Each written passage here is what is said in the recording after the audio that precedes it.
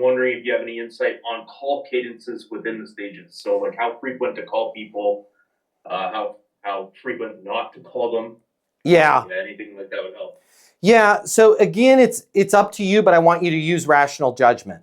In your normal pipeline stages, I want you to be calling them as scheduled, following that process, but not overkilling it, because it's a load balance between prospecting new accounts and working your follow-up, right? We're not going to follow up with somebody every day, right? Depending on, we all have different situations and how often we need to follow up.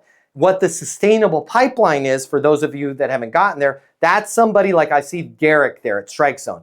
Derek's not interested right now. It might be a fit. I'm not saying anything to piss him off. He goes into my sustainable pipeline, okay? I would say, if for lack of a better answer, call the people in your sustainable pipeline, if you can, twice a year. Where that's going to run into a problem is you're like, man, I have figured out how to cold call and I'm doing great with my existing prospects.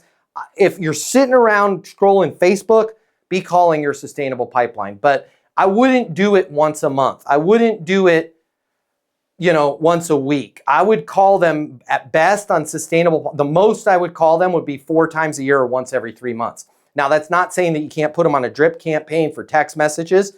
I do that. It's not saying you can't put them on a drip campaign for email messages. I do that. But again, the drip campaign should not be salesy.